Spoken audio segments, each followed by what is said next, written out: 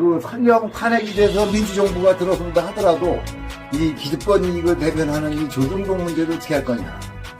이 발목거는 조중동 문제 해결 없이 절대 한국 사회에 한 치도 전진을 못한다고 생각합니다. 그래서 언론개혁.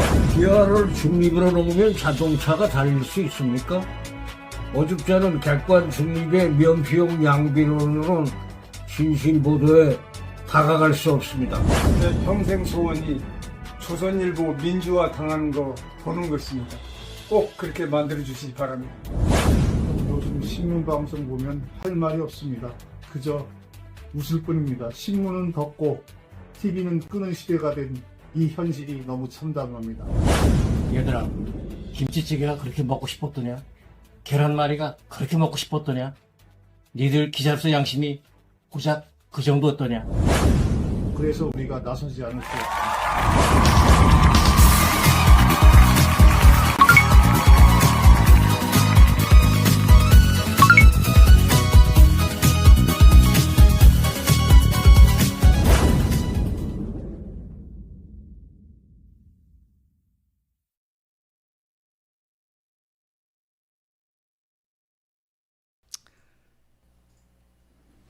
원시국TV 알아두면 쓸모있는 언론 잡학사전 알쓸언잡 2025년 1월 15일 방송 시작합니다.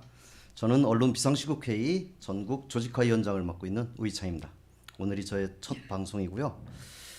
그래서 아무래도 많은 부분 서툴고 어색할 수 있습니다. 다소 진행이 미숙하더라도 이해해 주시기 바랍니다. 이 방송은 언시국TV와 시민언론 민들레TV가 함께 라이브로 송출하고 있습니다. 여러분들의 좋아요와 좋아요가 또 구독이 좋은 프로그램 만드는데 큰 힘이 된다는 말씀드립니다.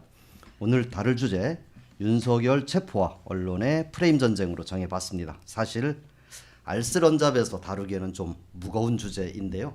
워낙 시국이 엄중한 때라서 이렇게 제목을 잡았습니다. 오늘 오전에 헌정사상 처음으로 현직 대통령이 체포되어서 현재 수사를 받고 있는 상황이 벌어졌고요. 이와 관련한 이른바 언론의 뉴스 프레임에 대한 얘기 함께 나눠보도록 하겠습니다. 오늘 초대석에 나와 계신 패널 소개합니다. 동아일보 신동아팀 기자 출신으로 작가이자 유튜버로 활동하고 있는 분이죠. 언론학 박사로 뉴스 프레임을 다룬 책 너는 어느 편이냐를 비롯해서 대한민국 검찰을 말하다, 윤석열과 검찰개혁 등 여러 편의 책을 펴낸 분입니다. 조성식 작가님 어서 오십시오. 네, 안녕하십니까. 네, 반갑습니다. 또 다른 분을 소개합니다. 반고정 패널이시죠. 시민언론 민들레 이명재 대표님 나오셨습니다. 어서 오십시오. 안녕하세요. 네. 자, 조 작가님 오늘 새벽부터 한남동 체포 현장 다녀오셨죠? 예, 네. 뭐 제가 이제 뭐 유튜브를 또 하다 보니까 자주 현장을 가게 되는데요. 뭐 오늘도 여지없이 보수 쪽 우파 분들이 많이 모여가지고 뭐 거의 마지막 항전하는 그런 모습을 네. 보여주고 노래 부르고 뭐 또 이제 반대쪽에서는 또 근데 이제 상대적으로 이쪽 그 진보 쪽은 숫자가 적어요. 왜냐하면 네. 오늘은 체포하는 날이니까 그리고 이제 뭐 밤새 텐트 치고 거기서 이제 계속 기가하시는 분들 뭐 이런 분들 좀 보였고요.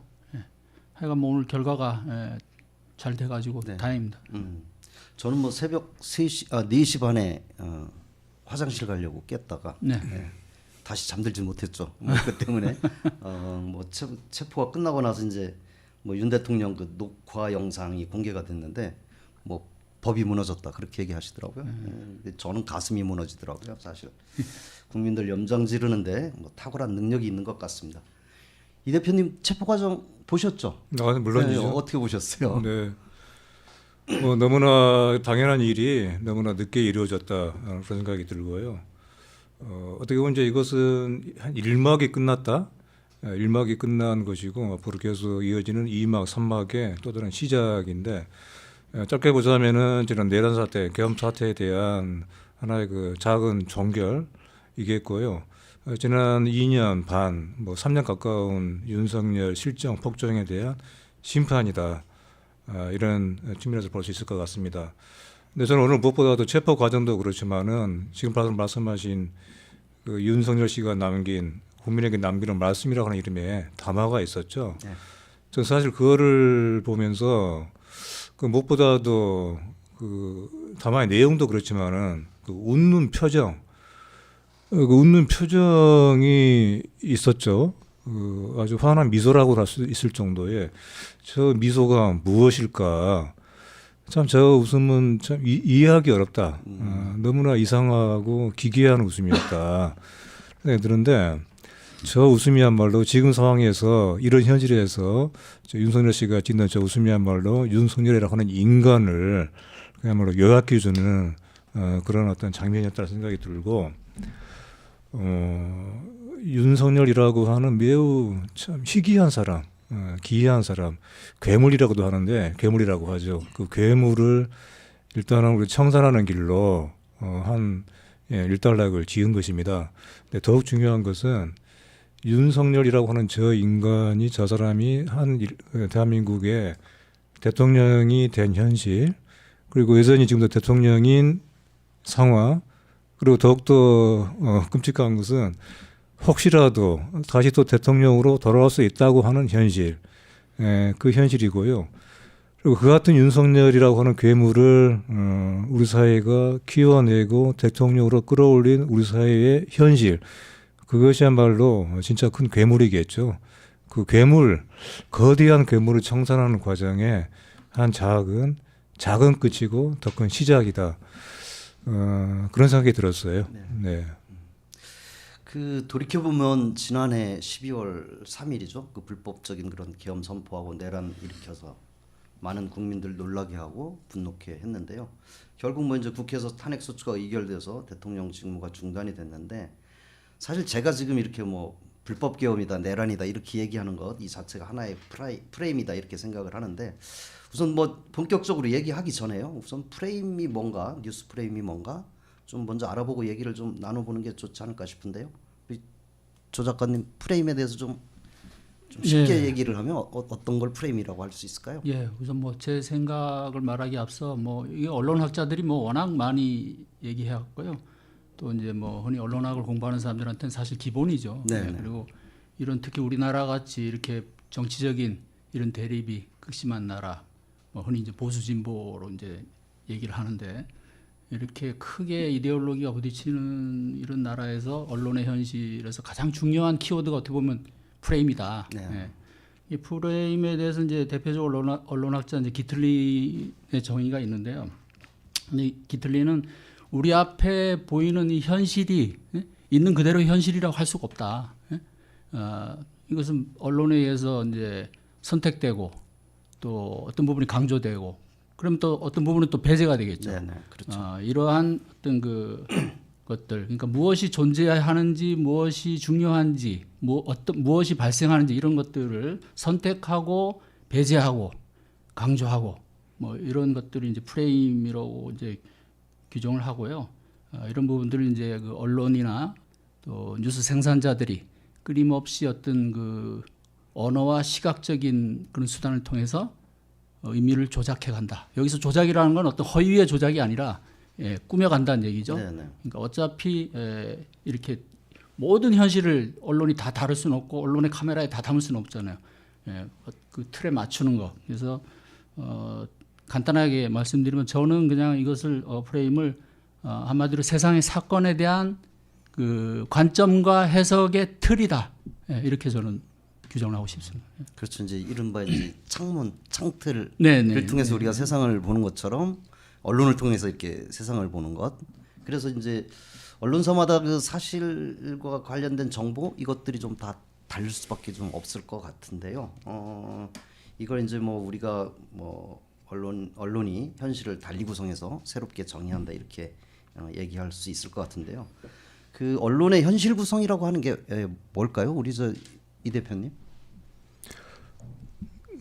언론이라고 하는 이제 말 자체가 일종의 프레임이라고 봐요.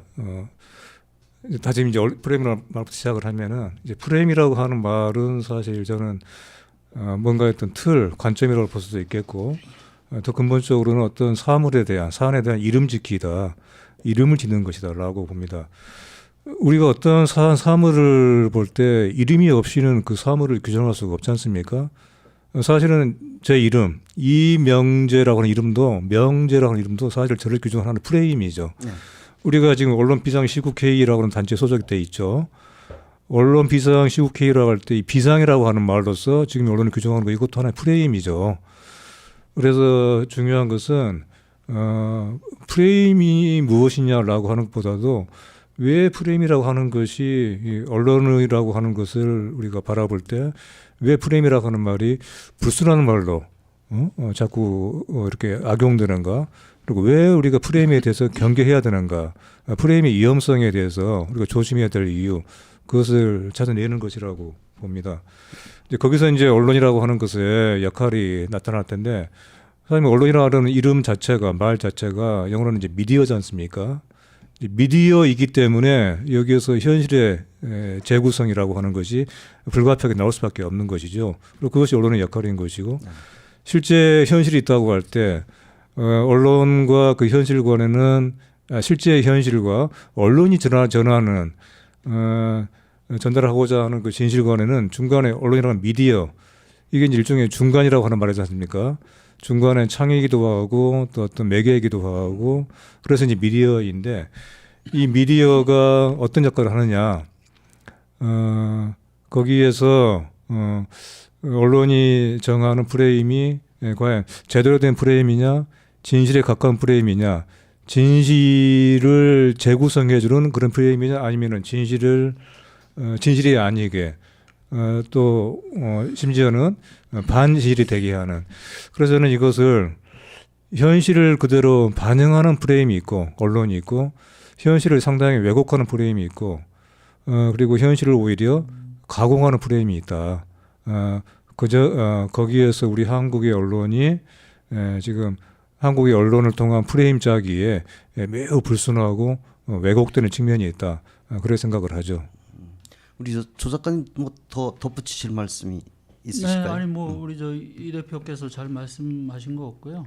그러니까 뭐 흔히 이제 그런 얘기 많이 하잖아요. 이 뉴스라는 것이 어떻게 보면 이제 뉴스가 이 전달하는 현실이라는 게 사회적으로 구성된 현실이다 있는 그대로의 어떤 그런 사회라기보다는 그다음에 또 반대로 역으로 뉴스가 현실을 구성하기도 한다. 뭐 이제 이런 차원에서 이제 아까 말씀하신 그런 언론의 현실 구성 효과 뭐 이런 게 맥락이 그렇게 다는 것 같습니다.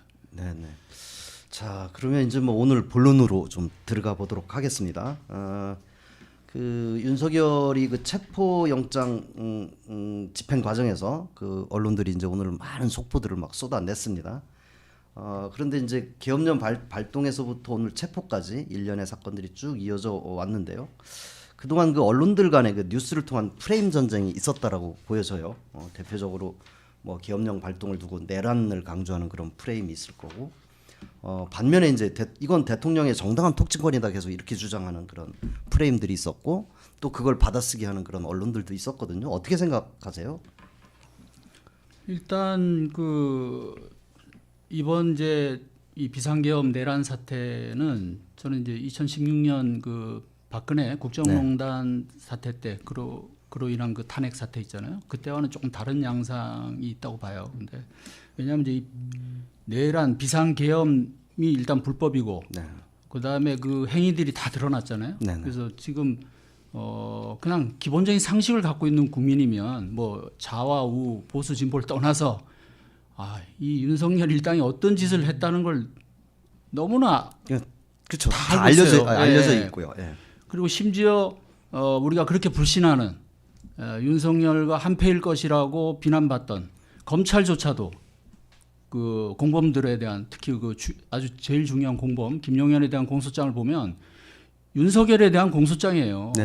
그 범죄 행위들이 검찰조차 윤석열의 친정인 검찰에서조차 그렇게 규정을 했단 말이죠. 그래서 일단 지금 제가 보기엔 극소수의 일부 보수 우파 언론을 빼고는 대다수는 지금 비상계엄 이꼬르 내란이라는 프레임에 거의 지금 동참을 하고 있어요. 그러니까 뭐 이 프레임이 뭐 긍정적이다 부정적이다 이걸 떠나서 그만큼 지금 이번 사태는 너무나 아주 뭐 명백하고 그리고 우리가 이제 이건 사실 현실적이지가 않았잖아요. 그날 12월 3일. 그런 생각을 해보세요.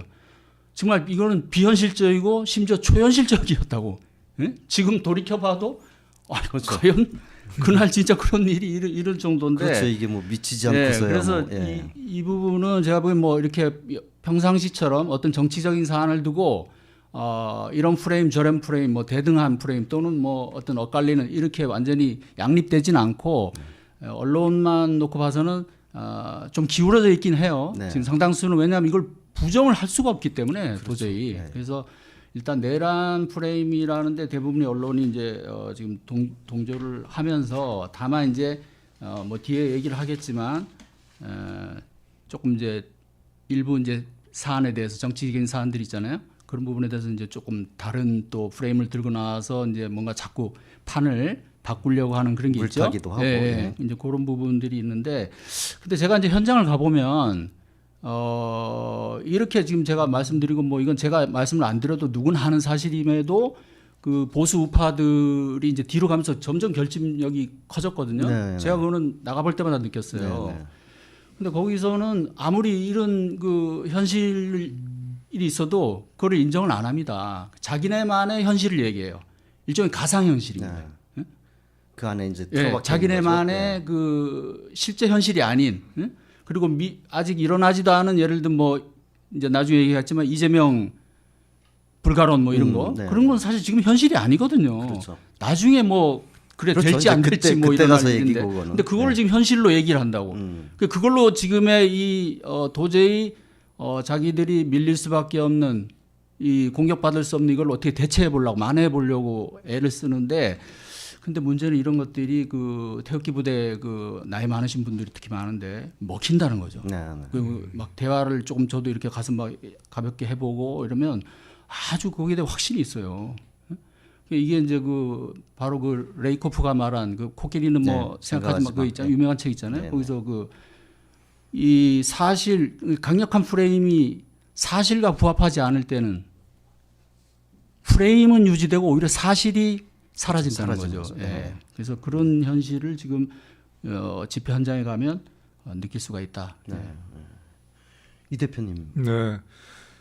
내란을 강조하는 프레임인데 대통령이 정당 통치권이라는 프레임은 아니고 있다.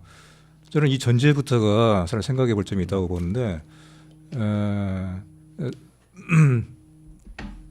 이게 이제 동일한 선상에서 얘기할 수 없는 맞설 수 없는 그런 프레임의 싸움으로 자칫 빠지게 되는 겁니다.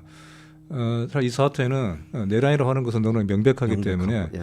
이 말이 뭐 내란이건 또는 어떤 다른 어떤 말이건 간에 마치 어떤 플로벨의 그 일물 일어설과 같은 그런 그 비슷한 이 개념 규정이 필요하다고 봅니다.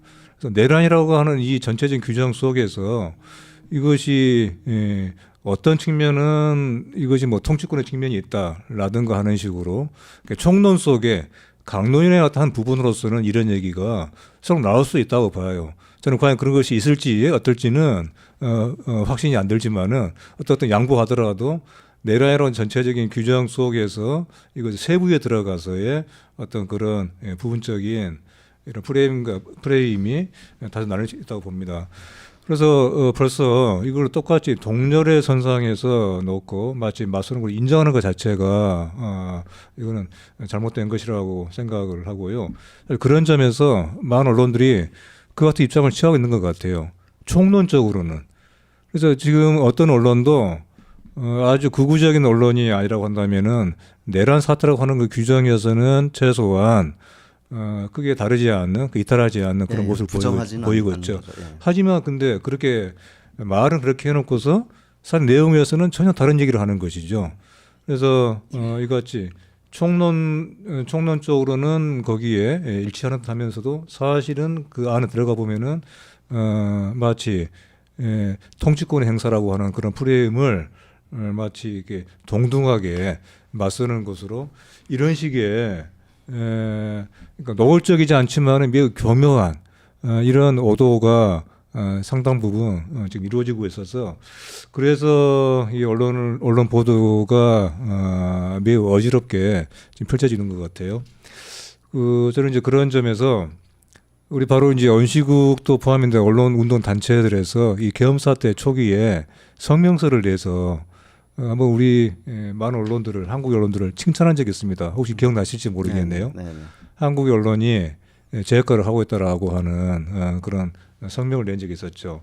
물론 그것은 그런 역할을 해주기를 바라는 마음이 많이 담긴 그런 성명이라고 생각이 들긴 들지만은 저는 사실 그때 그 성명을 보면서도 과연 한국 언론이 그런 칭찬을 받을 만큼 역할을 했던가에 대해서는 상당히 의문이 들었어요. 네, 네. 사실 그게 착시였습니다. 무슨 얘기냐면은 당시에 언론이 보도했던 것은 계엄이라고 하는 하나의 사건의 보도였습니다. 네. 사태의 보도가 아니고, 그러니까 숨가쁘게 들어가는 많은 사건의 이런 그 연속 속에서 그 사건에 대한 마치 사회부 기자가 경찰 기자가 사건 현장에서 바로 눈에 보이는 그대로 보도하는 그 정도의 사건 보도였기 때문에 그 사실 보도가 됐고 상당히 그 전까지 언론에서 많은 사안에서 보이지 못했던 그런 충실한 사실에 충실한 보도가 됐던 것 같아요.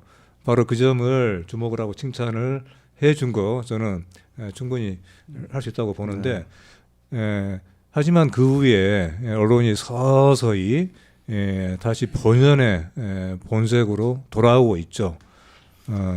바로 그것이 지금 그때 그 언시국을 비롯한 언론단체에서 칭찬했던 그 같은 언론이 보였던 모처럼 말의 모습이 결코 오래 가지 못했던 사실 일정 부분 이제 그렇게 좀 해준 거에 한 거에 대한 네, 네. 그런 뭐 착시이든 어쨌든 네. 그에 대해서 우리가 좀 평가해줄 만하다 생각을 했고 네. 또 일정 부분 좀 격려해주고 싶은 생각도 좀 네, 있었던 것 저도 같아요. 그런 점이 네. 읽혔어요. 네. 네, 그래서 거기에 대해서는 이해를 했지만은 다소 저는 하지만 그럼에도 불구하고 저는 다소 좀 과도했다 네. 그런 생각이 들었죠. 네. 어쨌든 우리가 이제 내란이라고 하는 거는 뭐 누구도 부정 못하는 그런 건데 이제 최근 들어서 뭐 정당한 통치권이다 뭐 이렇게 얘기하는 것들은 일반적으로 이제 자꾸 받아쓰기를 해가지고 그런 얘기들이 좀 많은 사람들에게 자꾸 퍼지게끔 하는 그런 역할들 좀 언론이 하지 않았나라고 하는 생각이 좀 듭니다. 최근 그 대통령에 대한 체포영장 집행 과정 그리고 또 헌재에서 또 지금 현재 그 변론이 진행되고 있는 것 이런 것과 관련해서 지금 빨리 속도를 내자 수사의 속도를 내자라고 하는 그런 프레임이 좀 있는 것 같고요. 또 한편으로 이제 오늘 굉장히 많이 나왔던 게 대통령에 대한 체포영장 체포는 불법이고 또 대통령 체포하는 건 국격을 훼손하는 거다. 뭐 이런 얘기들을 그 마구 쏟아냈단 말이에요. 이거에 대해서는 어떻게 생각하세요? 예, 이 뭐 국격을 훼손한다. 네네. 이 부분은 사실 이제 뭐 그거는 이제 가치 지향적인 그런 가치적인 논란이고요. 이제 지금 가장 강력한 이쪽 반대쪽 프레임이 바로 이 수사 불법성, 불법 수사 프레임이거든요. 네네. 오늘 그 뭐 예, 이거는 윤석열도 그 얘기를 했고. 맞습니다. 예. 이건 뭐 지속적으로 지금까지 계속 해왔고 변호인단의 주된 논리이기도 하고 국민의힘도 그렇고요. 이거는 이제 사실을 가지고 논하는 거기 때문에 이거는 시시비비를 정확하게 가려줘야 되는 거예요. 이거는 언론이 단순히 저쪽에서 저런 주장을 한다고 그대로 똑같이 대등하게 다뤄주면 지금 이 대표가 아까 말씀하신 대로 그런 오류를 빚어내는 것이기 때문에 뭐 국격을 훼손한다. 이거는 주관적인 가치 판단의 문제거든요. 야, 근데 이건 뭐 수사 불법성 문제, 불법 수사 프레임은 사실 뭐 이것도 아는 분들은 다 아는 얘기고 이미 충분히 사실 다뤄진 문제긴 한데 간단하게 뭐 또 말씀을 드릴까요? 네네. 그러면 이제 제일 큰 게 저거잖아요. 일단 지금 이번 수사를 공수처가 주도하고 있잖아요. 그렇죠. 근데 공수처가 내란죄 수사권이 없다. 예? 그래서 거기에 따른 체포 영장도 불법이고 불법이다. 예. 수사도 불법이고 영장을 이런- 내준 법원도 불법이고. 법원도 문제라는 예. 거예요. 근데 이거는 이제 완전 법치주의를 사실은 무너뜨리는 얘기고 오늘 그 잡혀간 분 얘기가 법치가 무너졌다고 뭐 이렇게 탄식을 했다는데 아니 본인이 법치를 그렇게 지금 무너뜨리고서는 아니 자기는 검사 시절에 그렇게 구속영장 쳐가지고 사람들 그냥 다 잡아놓고 그 나중에 무죄 난 거 많아요. 네. 대표적으로 그 문재인 정부 때 초기에 그 적폐청산 수사만 해도 그때 윤석열 한동훈 콤비가 지휘부였잖아요. 그렇죠. 예. 그거 지금 언론이 제대로 지금 조명을 안 해서 그런데 그때 다들 무수히 잡아넣을 때 박수만 쳤잖아요. 진보 진영에서조차도. 네. 근데 그 뒤에 재판 과정을 제대로 분석한 게 없어요, 보도가. 무죄율이 일반 사건 무죄율보다 거의 제가 알기로는 한 몇십 배 더 나왔어요. 예? 자기가 그렇게 했던 사람이에요. 근데 자 그러면 결국 우리가 어떤 논란이 있을 때 법적인 논란이 있을 때 법치주의 민주주의 국가에서 논란이 있을 땐 결국은 법원의 판단을 중시할 수밖에 없거든요. 예? 그것까지 만약에 잘못됐다 이러면 도대체 그런 판단 기준이 없어지는 거죠. 그럼 일단 법원이 체포영장을 내줬다는 거는 공수처의 수사권을 인정했다는 것이고 이 논리는 뭐냐면 공수처가 내란죄 수사권이 없는 건 맞습니다. 그런데 공수처법 2조에 보면 그 보충 조항이 있어요. 그러니까 고위공직자의 그 공수처가 할 수 있는 범죄 중에 다룰 수 있는 범죄 중에 직접 관련성 있는 범죄는 또 수사를 할 수 있다는 규정이 있습니다. 이 검찰도 마찬가지거든요. 네. 그래서 우리가 초기에 검찰이 뭐 수사권 없는데 막 이런 또 그 왜 검찰 비판 논리가 있었잖아요. 네. 근데 검찰도 사실은 공수처와 똑같아요. 공수처를 만약에 이런 논리를 비판하면 검찰도 비판하는 거, 검찰을 비판하면 공수처도 똑같이 그 잣대로 비판을 받을 수밖에 없는 거예요. 근데 검찰도 검찰청법 4조에 똑같은 조항이 있습니다. 네, 네. 직접 관련성 있는 범죄에 대해서는 수사를 할 수가 있어요. 직접 관련성 있는 범죄라는 건 범인, 증거 이런 부분들이 동일하다고 할 때, 네. 이럴 때는 그 수사를 할 수가 있다고 규정이 돼 있어요. 그 법입니다. 물론 이제 형사소송법보다는 하위법이긴 하지만 공수처법, 검찰청법에 그것이 있기 때문에 자, 이 고위공직자 윤석열의 직권남용죄는 공수처가 수사를 할 수 있잖아요. 네. 그래서 직권남용죄와 결부된 내란죄를 수사한다는 이런 논리거든요. 직권남용죄와 내란죄가 바로 연결이 되니까. 분리되지가 않죠, 사실. 그거를 네. 근데 논란이 있는 건 맞아요. 근데 나중에 아마 재판 때 왜냐하면 이쪽 반대편에서 계속 이걸 물고 늘어지니까 논란이 있을 수는 있어요. 근데 그거는 그때 가서 법적으로는 따져볼 일이고 근데 지금 객관적으로 봐서는 일단 법원이 인정을 했기 때문에 체포영장을 내줬고 그다음에 변호인단에서 이의 제기를 했잖아요. 네. 그것도 기각했잖아요. 네, 네. 이건 확고하다는 거거든요. 그다음에 법원 행정처장이 국회에 나와서 뭐라 그랬습니까? 그 영장 판사가 법원 주류의 견해에 따라서 결정한 것이다. 이보다 더 명확하게 지금 정리된 게 없는 거예요. 그러면 여기에 대해서 변호인단이 이런 식으로 자꾸 불법 수사다라고 하는 건 국민을 호도하는 것이고 설령 어떤 그런 법적인 시비의 소지가 있다 하더라도 일단은 지금 법적인 절차에 따라야죠. 대한민국 국민이면 다 따라야 되잖아요. 네, 네. 그거를 지금 완전히 특권처럼 그렇게 욕을 하면서 지금 불법 수사라고 하는 건 이건 정말 그야말로 억지고 윤석열 본인이 오늘 잡혀가면서도 했던 그 법치주의가 무너진다라는 말을 그대로 돌려줘야 될 말이다. 이렇게 생각합니다. 네. 유명재 대표님. 네, 그러니까 윤석열 씨를 변호하고 윤석열 씨를 비호하는 그 국힘당이라든가 일부 정치 세력, 그리고 그걸 열심히 중계하고 있는 언론들이 만들어내는 프레임이잖아요, 이것도. 네네. 불법성의 시비. 그리고 좀 전에 이제 국격이라고 하는 말이 또 지금 얘기가 되고 있는데, 국격이라는 말은 이 말 자체는 뭐 나쁠 게 없다고 봅니다. 뭐 추상적이긴 하지만 우리가 흔히 쓰는 말이죠. 그럼 한번 생각을 해보죠. 국격이 뭐냐? 예컨대 지금 우리 대한민국 사회가 겪고 있는 민주주의 위기, 법치주의의 붕괴, 그리고 불확실성을 제거하는 이 작업이야말로 가장 국격을 높이는 작업이 아닌가요? 예컨대 이것은 마치 중병에 걸리는 환자를 수술하는 거, 그리고 집에 어떤 불이 났는데 불을 끄기 위해서 물을 끼얹는 거, 그것이 집에 손이 되고 몸이 망가진다고 해서 몸이 아프다고 해서 일시적으로 그것이 마치 몸을 해치고 집을 해치는 것으로 보는 것과 같은 원리이죠.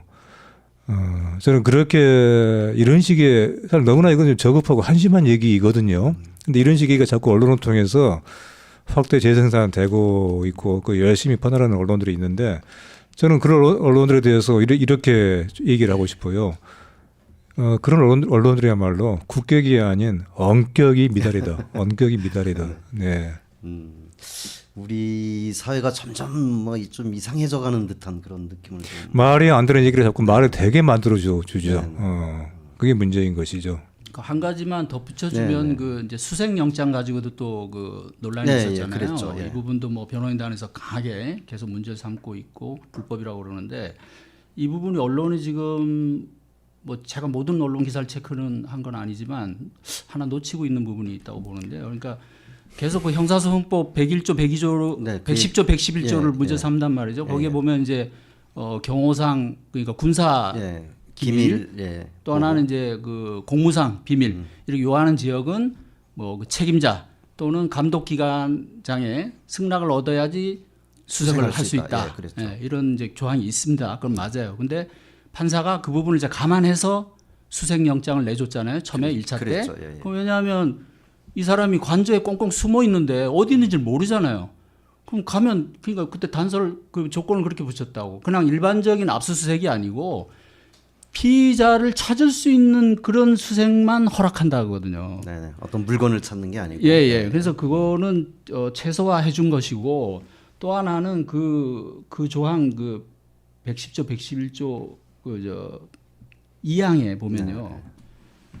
그 조건이 있습니다. 이게 그냥 뭐 보안 장소라고 비밀 장소라고 그런 그 무조건 그 안 마치 되는 게 아니고. 허락을 뭐 받아야 되는 건 그게 아니 보면 이 항에 보면 국가의 중대한 이익을 해하는 경우를 제외하고는 거부하지 못한다 이렇게 돼 있어요. 그 조항이 있습니다. 네네. 이거를 언론이 지금 주목을 안 하는데 그래서 보면 이게 지금 그러면 윤석열 이 내란죄 피의자를 체포하는 것이 그것도 수사기관이 강제 수사를 하려고 한 게 아니고 본인이 출석을 거부해서 어쩔 수 없이 수사 절차상 필요해서 하는 거잖아요. 그렇죠. 이게 국가의 중대한 이익을 해하는 경우냐? 그렇게 보세요? 이익을 해야 하는 게 아니라 당연히 해야 될 일인 거죠. 이게. 그러니까 그래서 이 논리도 지금 변호인다니까 말이 안 되는 지금 계속 그런 궤변을 계속 지금 하고 있는 겁니다. 예. 자, 저는 뭐 요 프레임도 별로 그렇게 마음에 들지는 않는데 그 이제 현재 헌재에서 지금 탄핵 심리 지금 들어가고 있고 뭐 출석하라고 했는데도 이제 변론 기일에 출석도 안 했단 말이에요. 뭐 이걸 두고 이제 자꾸 뭐 차기 대선과 관련해서 빨리 좀 하려고 하는 거 아니냐라고 하는 그런 조기 대선이라고 하는 그런 프레임이 또 하나 있을 것 같고 그 반면에 이제 뭐 그렇다 하더라도 뭐 윤석열은 나쁘다 하더라도 이재명은 절대 안 된다. 또 뭐 이런 프레임도 지금 막 등장하는 것 같아요. 이 부분에 대해서는 어떤 의견이세요? 사실 이것이야말로 이런 프레임을 제기하는 사람들, 그러니까 이런 식으로 지금 상황을 지금 뭐랄까 의제를 설정하는 것이죠. 이런 식으로 지금 국면을 이렇게 지금 자꾸 보도들 쏟아내고 언론들이야말로 허상을 스스로 만들어내고 그 허상 속에 갇혀 있는 거예요. 그러니까 자기들이 스스로 만들어낸 구조 속에서 자기들 스스로 그 답을 내는 것이죠. 그러니까 일종의 자문자답이라고 할까요? 네. 지금 이 내란 사태를 정리하는 과정, 사태를 해결하고 이걸 종료시키는 과정이 지금 이것이 왜 대선과 연관됩니까? 지금 대선을 사실 이 대선이건 뭐 조기 대선이건 또 민주당의 누구인 간에 차기 대통령 뭐 대망로 이런 것을 마음속에는 간직할지 모르겠지만은 하지만 이거를 누가 이렇게 제대로 본격적으로 얘기한 사람이 얼마나 있습니까? 대부분 다 이것은 언론에 의해서 그 만들어낸 허상이라고 생각을 하고요. 근데 엊그제 중앙일보의 일면의 머릿기사에 그저께였는가요? 그런 보도가 나와 있었어요. 내란 특검법이 이제 좌초되고 하는 과정, 지금 논란이 되고 있는 과정을 중앙일보가 비판적으로 쓰면서 정치의 문제로 보는 거예요. 정쟁의 문제로. 네네. 그래서 여든 야든 간에 차기 대선에 셈법에 갇혀 있다라고 아주 준엄하게 질타를 하는 거를 일면에 아주 버젓이 실었더라고요. 이렇게 묻고 싶어요. 대선의 셈법에 갇혀 있는 것이 과연 누구냐? 그렇게 얘기하는 그런 식으로 허상의 어떤 프레임을 설정으로 해서 그 안에서 갇혀 있는 중앙일보 언론 당신들이야말로 대선의 셈법에 갇혀 있는 것이 아니냐. 지금 그런 식으로 이 억지 의제가 만들어지고 하면서 특정 정치인에 대한 호불호, 여기는 호불호보다는 이제 극단적인 어떤 반감, 또 절대는 안 된다라고 하는 그런 비토의 심리가 이걸 통해서 작동이 되는 것이겠지만은 이런 식으로 이용을 하는 것이죠. 예. 이건 애초에 지금 우리가 성립하는 것으로 인정해서도 안 되는, 그래서 아예 그냥 우리가 어떤 거 차라리 무시해야 되는 것이 마땅한 그런 가공의 프레임이다. 그렇게 생각을 합니다. 네. 조 작가님은 예, 근데 이 부분이 아까도 잠깐 말씀드렸지만 현장에 나가 보면요, 네네. 이 보수 우파 집회 현장에서 가장 많이 나오는 구호가 탄핵 무효일 것 같지요? 예? 그게 아니고 그게 이제 아니고 이재명 이재명. 타도입니다. 예. 제가 여러 번 나가봤기 때문에 그냥 한 번만 보고 말씀드리는 게 아닙니다. 그래서 아까도 이제 잠깐 말씀드린 일종의 그 가상현실을 이 사람들이 이제 얘기한다고 했는데 이제 뭐 근거는 아니까 그 논리는 그거대로 뭐 근거는 있을 거예요. 네네. 예, 뭐 그 자기들 주장이니까 그거는 예, 그렇죠. 근데 우선은 이게 뭐 이제 논리학에서 우리가 얘기할 때 그 논점 일탈의 오류라는 게 있잖아요. 네네. 그래서 지금 엉뚱한 얘기를 하고 있는 거잖아요, 사실은. 그렇죠. 이게 지금 이재명이 대선에 나갈 수 있는지 또는 못 나가든지 뭐 나중에 유죄 판결이 확정돼서 그건 미래 얘기고 그리고 지금 이 상황하고는 지금 상관이 거죠? 없잖아요. 예. 예? 지금 내란 얘기하고 그러니까. 갑자기 이재명이 툭 나오는 그러니까 거죠. 지금 네. 뭐 해를 얘기하고 있는데 갑자기 다른 얘기를 하고 네. 다른 얘기하면서 네. 뭐 캄캄하다 이런 식의 논리인데 이건 뭐 역시 이제 프레임 전환에서 그런 프레임 전쟁에서 흔히 쓰는 수법이고 이게 눈앞에 어떤 그 불리한 자기 진영의 불리한 거를 덮기 위해서 다른 걸로 이제 치환한 대표적인 지금 논리를 지금 이재명 범죄자 프레임 이걸 지금 엄청 강하게 지금 내세우고 있습니다. 현장에 가면 뭐 진짜 뭐 그런 크게 써붙여 대형 버스에 그다음 곳곳에 이렇게 프레임 카드. 야 이게 참 정말 참 웃긴다. 예? 근데 사실은 프레임 전쟁에서 이런 단순 무식한 이런 게 또 먹힌다는 분석이 있어요. 그러니까 일반적인 상식적인 선에서 봤을 땐 도저히 말이 안 되잖아요.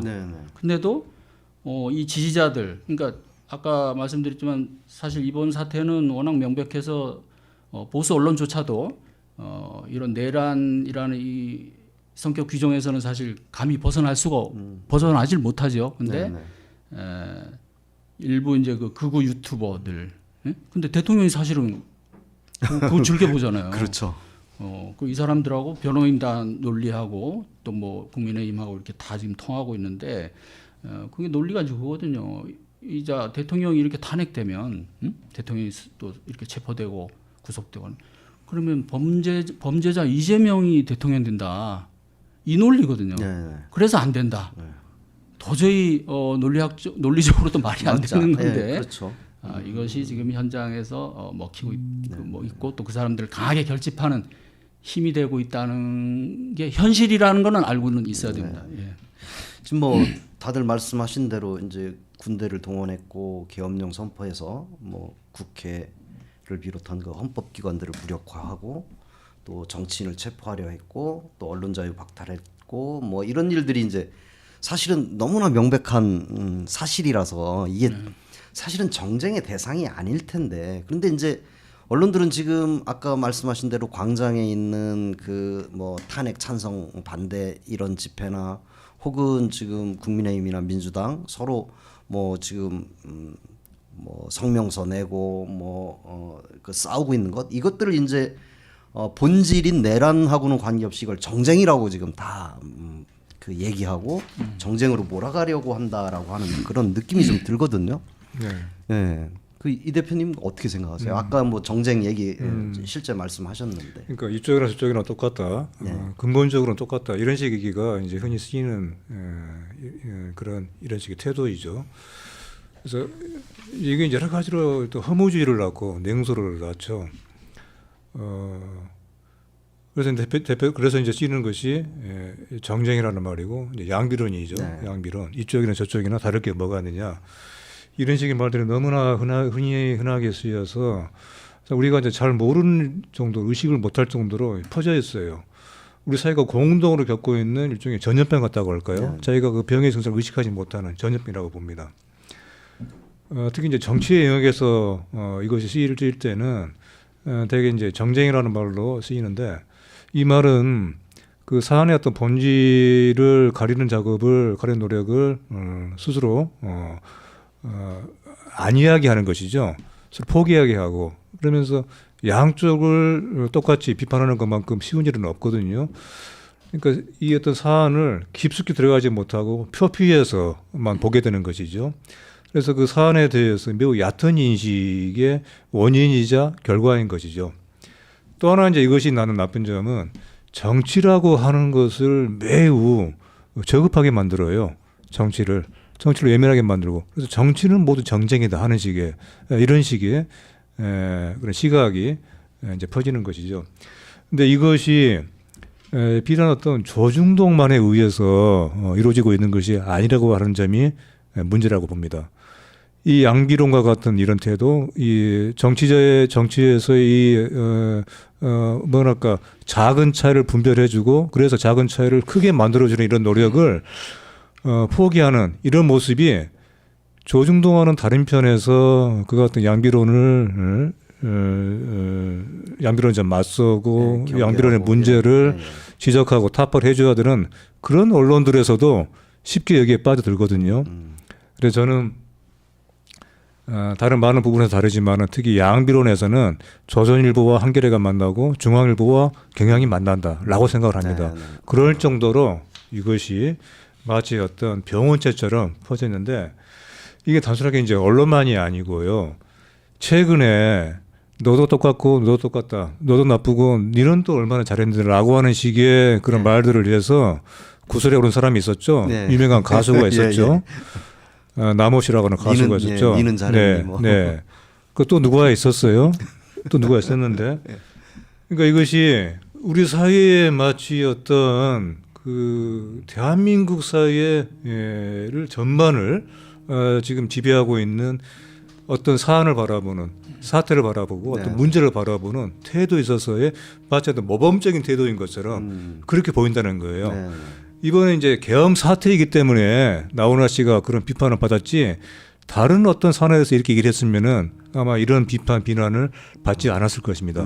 그만큼 이게 많이 먹혀 들어가는 얘기. 있는 것이죠. 그래서 지금의 이 같은 정쟁으로 몰아가는 이런 언론에, 많은 언론에 지금도 나타나고 있는 이런 보도들은 사실 어제 오늘 일이 아니죠. 그동안 계속 축적이 되고 늘 보여왔던 모습이 이번에 그나마 계엄 사태에서는 덜한 모습으로 나타나고 있다. 오히려 차라리 우리가 그런 점이 그런 어떤 양면적인 어떤 그런 모습이 보인다고 저는 생각을 합니다. 지금 이제 정쟁 그 보도와 관련해서 그 우리 이 대표님은 뭐 비슷하다 이렇게 얘기를 했는데, 그게 이제 뭐 보수 언론이든 진보 언론이든 뭐 다 비슷하다. 상당한 정도로. 그러니까 저도 그래서 이럴 때는 그러니까 저 자신도 양비론에 빠져서는 안 된다는 생각을 경계를 해야 돼요. 분명히 얘기를 해줘야 됩니다. 많은 부분에 다르지만 또 상당히 많은 부분에서는 양비론이라고 하는 면에서는 서로 많이 닮아 있다. 그렇게 얘기하는 것이죠. 근데 아까 이제 그 처음에 그 우리 얘기를 나눴을 때 이게 워낙 내란이라고 하는 게 이제 명백하니까 언론들이 다 이건 이제 다 내란으로 규정을 하고 그렇게 보도를 하니까. 근데 이제 약간 여기서 조선일보만 약간 조금 그 뭔가 좀 분위기가 좀 다른 것 같다. 그런 면이 있죠. 뭐 조선일보가 이제 뭐 받아쓰기를 한다든지 양비론 보도를 한다든지 뭐 이런 옳고 그름 같은 걸 가리지 않고 보도를 하려고 하는데, 사실 이게 이제 본질은 내란과 반내란의 그런 싸움. 그러니까 이게 내란이라고 하는 것들이 당연한 건데, 이게 중앙일보나 동아일보가 예전에는 한 묶음이었는데 지금은 약간 좀 조선일보하고는 좀 다른 것 같은 그런 느낌이 든다. 이게 혹시 제가 생각하는 어떤 착시일까요? 어떨까요? 이게 좀 다릅니까? 아니면 실제 여전히 같습니까? 조중동 분석은 우리 이제 뭐 이 대표께서 잘 하실 텐데, 사실 조선일보에 대해서는 이제 뭐 언론이라기보다는 일종의 이념 결사체다. 이런 그 지적이 많이 있었잖아요. 그래서 뭐 우리 사회 지배층이라고 할 수 있는 보수 우파의 그런 논리를 대변해 왔고, 큰 틀에서 보면 조중동이 이제 늘 한 묶음으로 이렇게 이제 비판을 받아오고 했는데, 사실은 지금 말씀하신 대로 또 강론으로 들어가면 미묘한 차이는 있습니다, 분명히. 그거는 뭐 저는 이제 어떤 전통의 문제도 있고 사시의 문제도 있고 또 어떤 뭐 시장에 대한 그런 태도의 문제도 있고 뭐 이념의 문제도 있고 뭐 다 또 그다음에 조선이 확고한 1등 신문의 자리를 지금 수십 년째 누려오고 있잖아요. 거기에 대한 어떤 또 견제 심리에서 조금 또 다른 모습을 보여주려는 그러니까 그 어떤 그 이념의 실체적인 이념과 상관없이 그런 부분도 있고 이제 시장주의적인 그런 접근에 따른 그 부분은 이제 특히 중앙일보가 앞서간다는 이제 그런 평을 많이 받았고 동아는 뭐 이게 참 말하기가 조심스러운데 제가 또 이 대표도 말씀하셨지만 신정연에서 이거 뭐 잘못 얘기하면 또 조금 이래 얘기하면 이거 뭐 또 편드는 거 아니냐 이럴 수 있는데 아니 뭐 분명히 뭐 아니 근데 우리가 무조건 어떤 언론사에 대해서 이제 조선은 조금 좀 독특한 존재라고 보고 무조건 뭐 잘못했다가 왜냐하면 보도는 또 사안마다 또 봐야 되는 게 있잖아요. 네, 그렇죠. 케이스 바이 케이스로 그래서 그런 면에서는 약간의 그런 좀 미묘한 차이도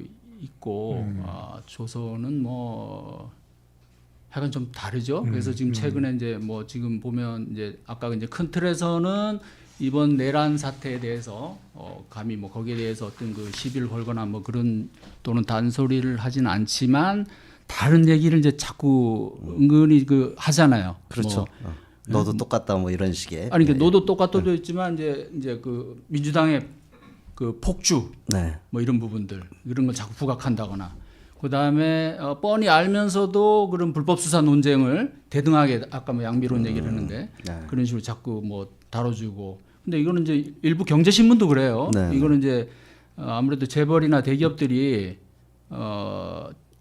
거기도 또 어떤 보수 우파적인 그런 이념들이 있잖아요. 그렇죠. 그건 뭐 다 통하는 부분들이기 때문에 역시 경제신문들에서도 좀 그런 부분들이 있고 뭐 흔히 얘기하는 민생 프레임, 그다음에 이런 뭐 대형 사건이 벌어지고 양쪽으로 갈라서 막 집회 시위가 벌어지고 하면 늘 나오는 단골 또 프레임이 있죠.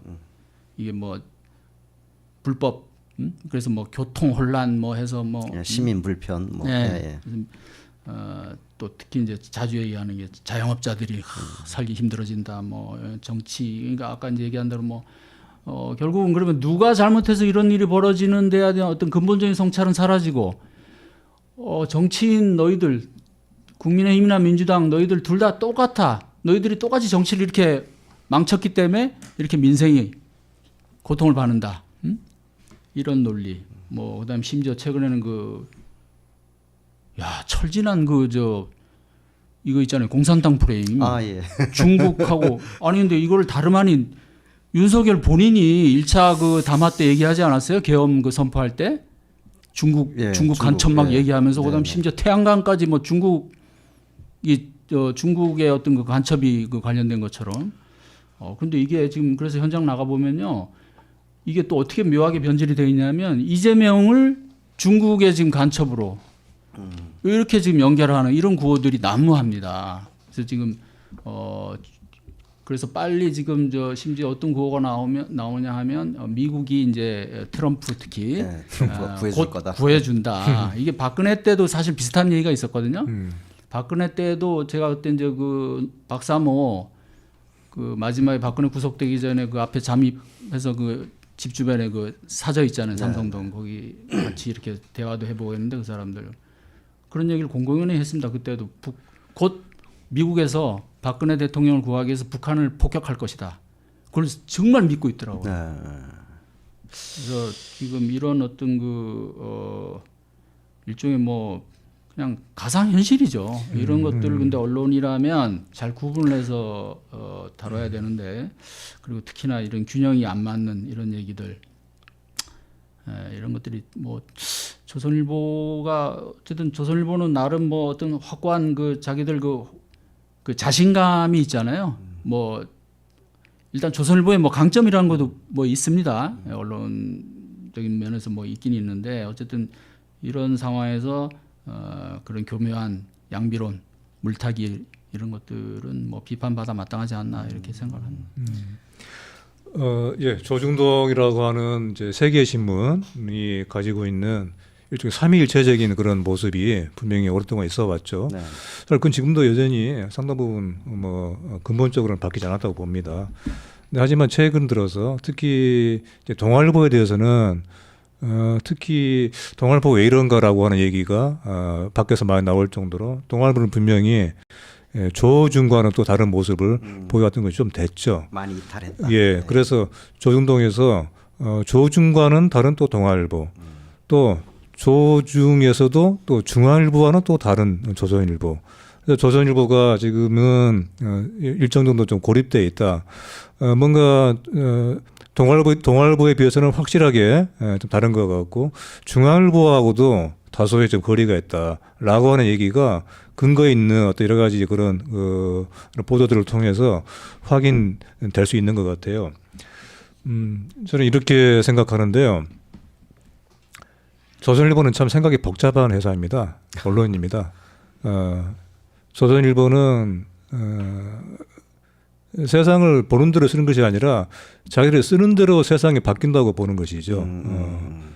그 아까 말한 그 조 작가님이 얘기한 일종의 자신감, 우월적인 뭐, 위치에 있다고 생각하는 거죠. 자기가 대한민국 사회 설계자이고 대한민국 사회를 어떻게 이끌어갈 것인지 이른바 보수라고 하는, 근데 그걸 이제 또 정확하게 얘기하자면 일종의 수구 기득권 세력이라고 할 텐데, 수구 기득권 동맹의 어떤 지휘관으로서의 자기 역할, 자부심과 함께 책임감이 있죠.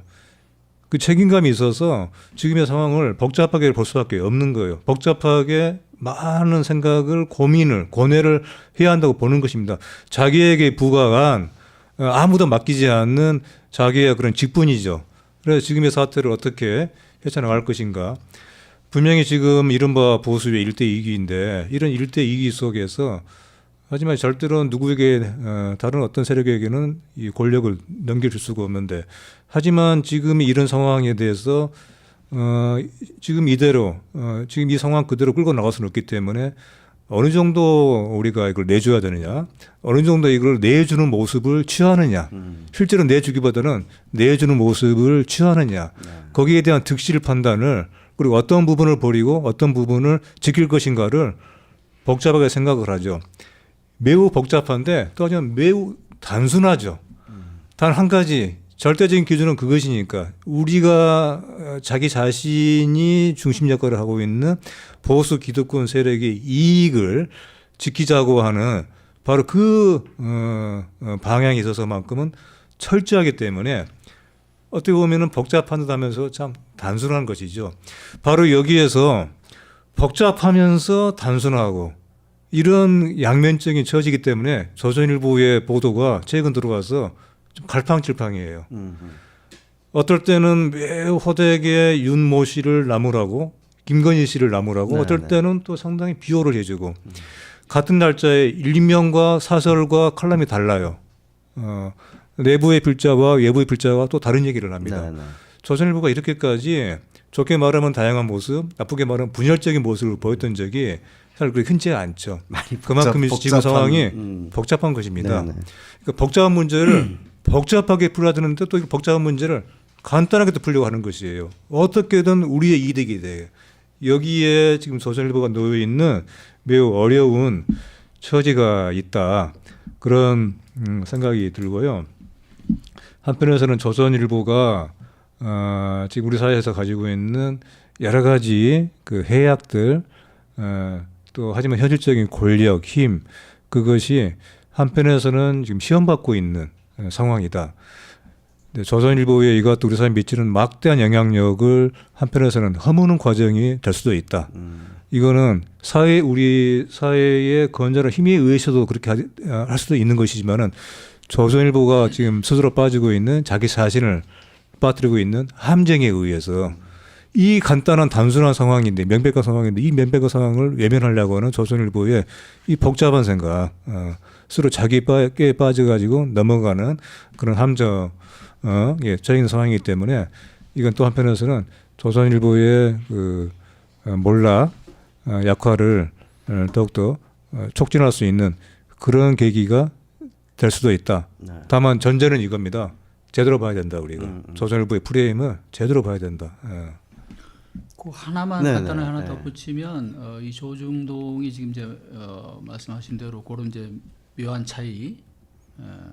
그리고 꼭 뭐 이번 사태뿐만이 아니고 사실은 이제 이전부터 사실은 묘한 그런 좀 차이들은 보여왔거든요. 네, 근데 네. 여전히 현 시점에서도 이 세 신문의 어떤 공통적인 이해관계라 그럴까 교집합이 있다면 네. 반민주당 정서입니다. 그래서 자 이게 뭐 윤석열에 대해서는 사실 이제 좀 전에도 얘기했지만 윤석열 김건희는 조선도 일찍이 벌써 비판을 해왔어요. 네, 그리고 네. 그것이 자연스럽게 한동훈을 띄워주는 그런 전략으로 나왔었거든요. 특히 종편들하고 네. 이제 같이 그 부분에 대해서는 호흡을 같이 하면서 근데 이제 그것이 지금 근데 한동훈이도 지금 뭐 맛이 이제 갔잖아요. 갔죠. 속된 예, 말로. 그렇죠. 예. 그런 상황에서 지금 조선 지금 이제 갈팡질팡한다는데 지금 조선도 지금 갑갑한 거예요.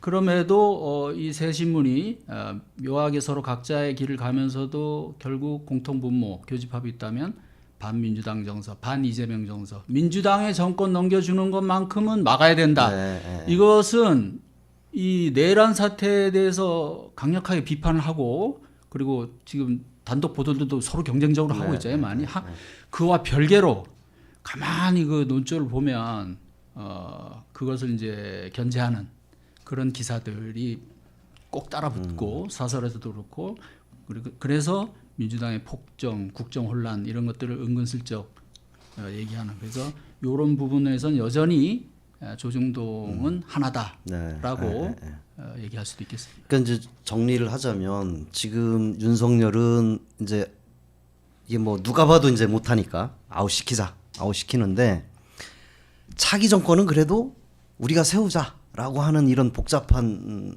그 뭐라 그럴까 내심들이 좀 들어가 있는 거 아닌가 뭐 그런 생각이 좀 물론이죠. 들어가는 것 네. 같아요. 예. 네. 자, 우리가 이제 지금까지 프레임 얘기를 했어요. 이제 프레임 얘기를 하면서 어떤 걸 강조하고 부각시키고, 이런 것을 가지고 좀 주로 얘기했는데, 반대로 보면 이제 어떤 사실을 의도적으로 배제하고 또 뭐 축소하고 뭐 이런 것도 하나의 또 프레임이라는 거죠. 현재 그 언론이 의도적으로 이렇게 축소하고 배제함으로써 어떤 것들을 프레임화하는 어떤 그런 것들이 좀 있을까요? 어떤가요? 일단 뭐 지금 이제 그나마 그래도 윤석열을 은근히 계속 그러니까 완전히 윤석열을 까진 않는 그런 일부 언론이 있잖아요. 네. 그러니까 이제 그런 쪽은 아무래도 이제 뭐 반민주당 정서가 더 강하다고 봐야 되는데 이런 쪽은 뭐 지금 이제 그 아까 얘기했던 그런 이제 법리 논쟁에서 아까 제가 하나의 예를 들었지만 그런 부분들은 잘 안 다루는 거죠. 근데 안 다름으로 인해서 사람들 뭐 모르게 몰라서 하고? 그러는지 아니면은 일부러 안 다루는지는 모르겠어요. 그러면서 그냥 변호인단 논리를 그대로 대등하게 받아쓰고, 다뤄주잖아요. 네. 그러면 경호법도 사실은 형사소송법의 하위법이라고 볼 수 있는데 경호법상 예를 들면 이제 저런 게 있어요. 자, 그 윤곽근 변호사가 경호원들 모아놓고 무장할 수 있다는 부분, 뭐 그다음에 당신들이 경찰관 노릇을 할 수 있다. 특사경이라고 하죠. 특별한 경우에 이제 그 경찰 그렇죠. 임무를 받는 경우. 그다음에 실탄도 쏠 수 있다. 뭐 이런 식으로까지 얘기를 했다는데 이게 경호법에 있어요. 있기는 있는데 그 조항을 정확하게 봐야 됩니다.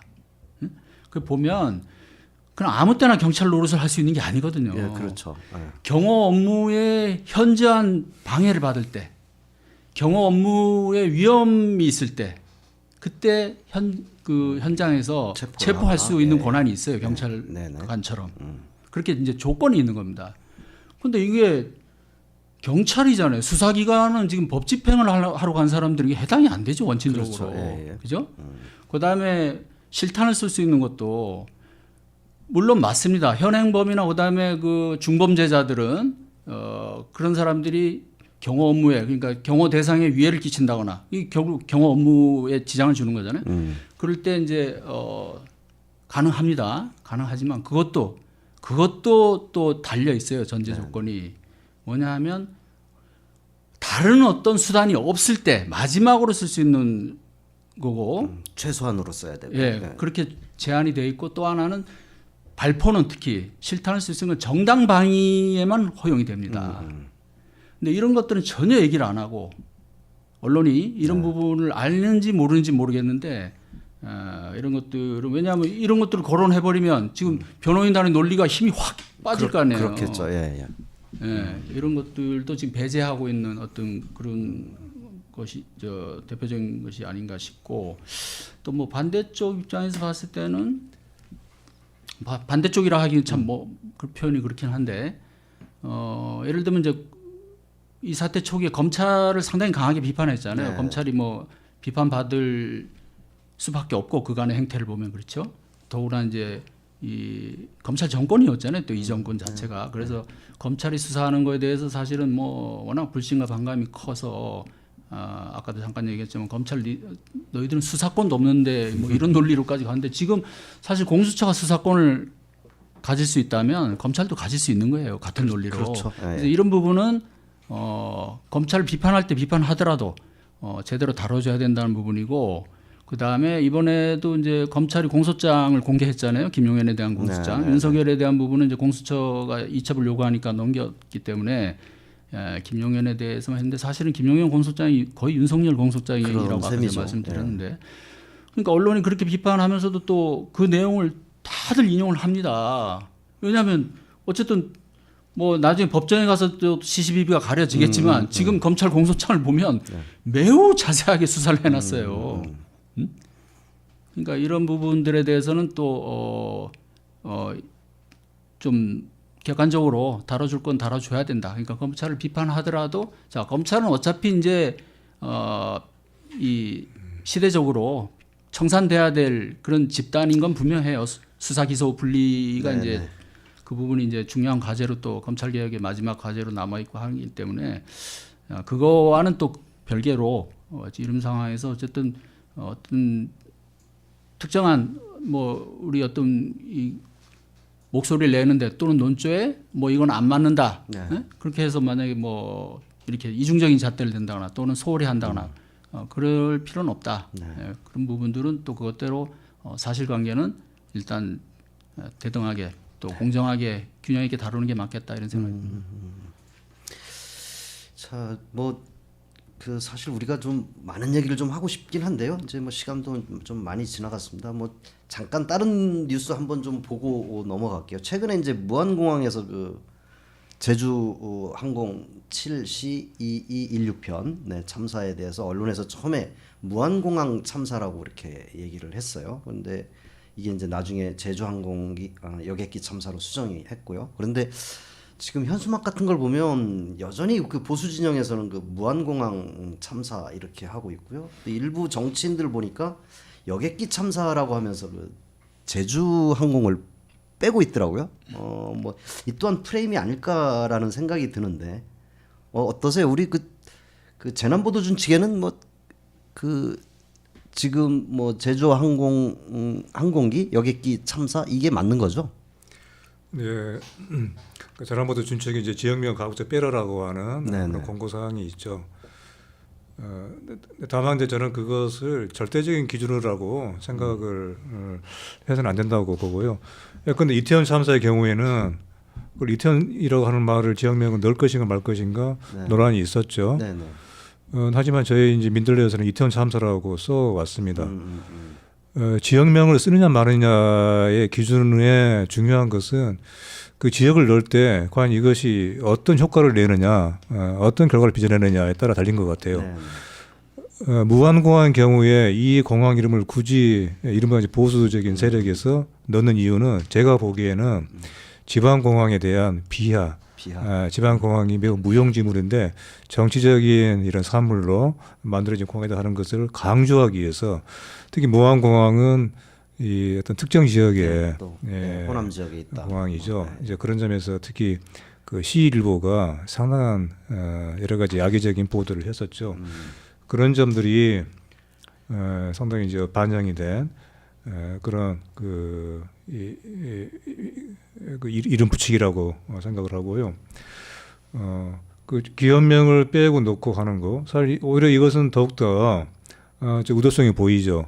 대체로 대기업에 대해서 얼마나 친화적이냐, 조금 중립적이냐 그런 점에서 기업명을 넣는 것을 피하려고 하고 하지만 그 계명을 반드시 넣어야 될 때는 또 넣어야 될 필요가 있을 때는 또 그거를 넣기도 하고 그런 점에서 관련다고 봅니다. 그 지금 이제 뭐 우리가 그 프레임에 대해서 여러 얘기를 많이 했어요. 네. 얘기를 많이 했는데 지금 뭐 시간은 좀 많이 부족하고 이 우리 갈등 사안에 대해서 이제 언론들이 이렇게 달리 프레임을 한단 말이에요. 그 네. 뉴스에 대한 프레임을 달리 하는데 이런 갈등 사안에 있어서 언론이 어떠한 역할을 해야 되느냐. 그러니까 언론의 역할을 좀 얘기를 좀 하면서 우리 좀 마무리를 좀 해보도록 네. 하죠. 언론의 네. 역할은 어떻게 해야 된다고 보나요? 이런 갈등 사안에 있어서. 네. 언론은 그러니까 언론은 곧 이제 갈등을 다루는 그 사이 민주사회 영역이죠. 네. 민주사회에서의 필수적인 제도로서 언론이 필요한 이유 중에 하나가 이제 갈등을 해결하는 문제 해결자는 아니다 하더라도 해결에 이르는 그런 과정을 열어주는 그리고 좀 더 해결이 원활할 수 있게 사회적인 많은 그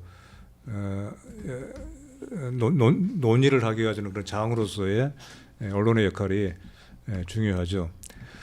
여기서 이제 필요한 것은 사실 어떤 사회든 간에 갈등 자체가 문제는 아니잖아요. 네. 오히려 갈등이 없는 사회가 문제이죠. 문제는 갈등 자체가 아니라 갈등을 갈등답게 제대로 드러내느냐라는 데 있는 것이죠. 갈등을 누르는 것이 아니라 갈등을 제대로 표출하는 것이 필요한 것이죠. 또 하나 중요한 것은 해결하지 못할 갈등은 없다. 인간이 만든 인간 사이의 갈등들이라고 하는 거 사회적 갈등에서 인간이 만든 것이기 때문에 해결하지 못할 갈등은 없다라고 하는 점이 저는 필요하다고 봅니다.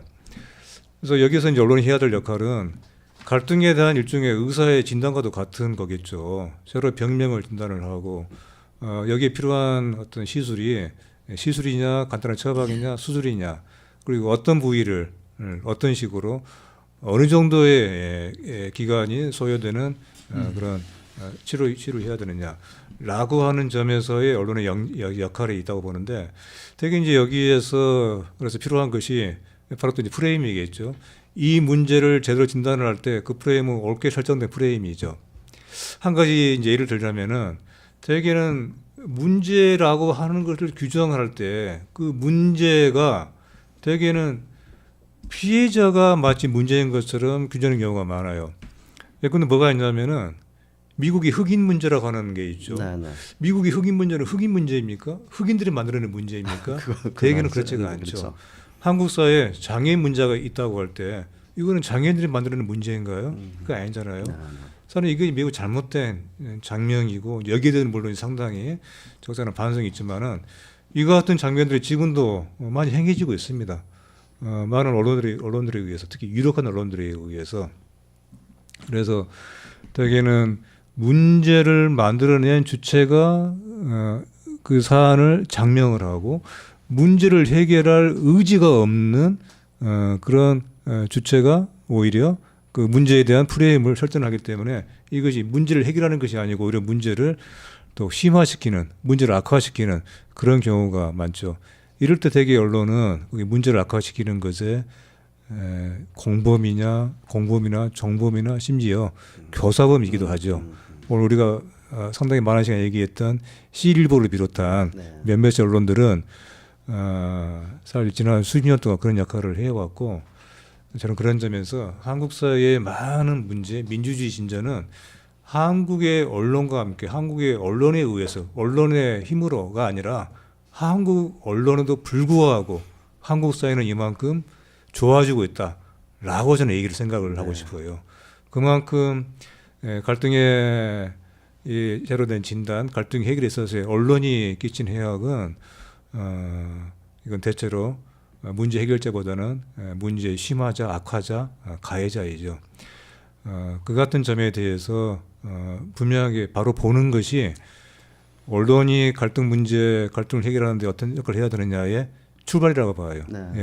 언론이 어떤 역할을 하느냐를 떠나서 그 이전에 언론이 갈등 해결에 어떤 역할을 해왔느냐를 제대로 보는 것. 그것이 바로 갈등과 언론과의 관계에서의 출발이다. 네. 네. 조 작가님. 예, 저는 이제 언론이 이렇게 이제 갈등 상황에서 그런 오히려 부추기는 역할을 많이 하고 네. 또 뭐 그런 이제 양비론이나 뭐 이런 걸로 또 이제 본질 흐리고 많이 그러잖아요. 근데 이제 정파성이라는 걸 좀 언급을 하고 싶은데 한국 언론의 가장 고질적인 병폐 중에 하나라고 이제 흔히 얘기를 하는데 이게 정파성이라는 게 말 그대로 이제 특정 정치 세력에 유리한 보도를 하는 거잖아요. 불리한 보도는 축소하거나 빼버리고 그게 이제 일부 언론들은 언론 자체가 지금 거의 일종의 정치 세력화돼 있어 보인단 말이죠. 그런 부분들이 이제 특히 대형 정치적 사건 이런 사회적 사건에서 진실 보도를 안 하는 못하는 이런 원인이 되고 또 갈등을 부추기고 오히려 그래서 이러다 보니까 사실보다 이념을 더 중시하고 이런 부분들을 물론 이게 뭐 정파성이라는 게 사실은 뭐 오늘날 사실 이걸 완전히 언론에서 이걸 떼낼 수는 없다고 봐요. 네. 예, 어떤 언론이든 그 언론의 어떤 그 색깔, 가치관이라는 게 있게 마련이기 때문에 뭐 우리나라뿐만이 아니고 그렇죠. 예, 모든 언론에 해당되는 말인데 어떻게 하면 그래도 그 어떤 그 틈새를 최대한 좀 간극을 좁히느냐. 예? 뭐 흔히 하는 말로 우리가 이제 보통 이제 사실 보도와 진실 보도를 그 얘기를 하는데 그 간극을 최대한 좁히기 위해서는 일단 정파성 문제부터 언론들이 좀 각성을 해야 된다. 예?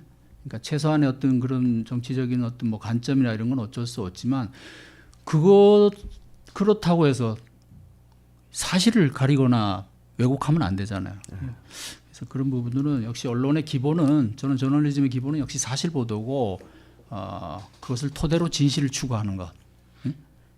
그것이 어떤 그런 갈등 상황을 해결하는데도 가장 간단한 그런 또 지름길이 아니냐. 사실을 보도하되 진실에 얼마나 가까이 다가가느냐. 이것이 언론의 참된 역할이라고 생각합니다. 또 존재 이유고요. 네. 네. 잘 알겠습니다. 사실 우리가 이제 뉴스 프레임 관련해서 얘기를 하면 뭐 오늘 밤새서 얘기를 해도 사실 이게 안 끝날 주제이기도 하고요. 그래서 다음에 또 우리가 기회가 있으면 뭐 뉴스 프레임에 대해서 또 얘기를 하도록 하고요. 오늘 그 윤석열 체포를 보면서 국민이 준 임무를 저버린 대통령의 말로가 어떠할지 또 어리석고 멍청한 지도자를 선출하면 또 어떤 결과를 가져오는지를 이렇게 생각해 보는 그런 계기가 됐습니다. 지금까지 우리 조성식 작가, 이명재 대표 함께 전해드렸습니다. 끝까지 시청해주신 여러분 고맙습니다. 고맙습니다. 감사합니다.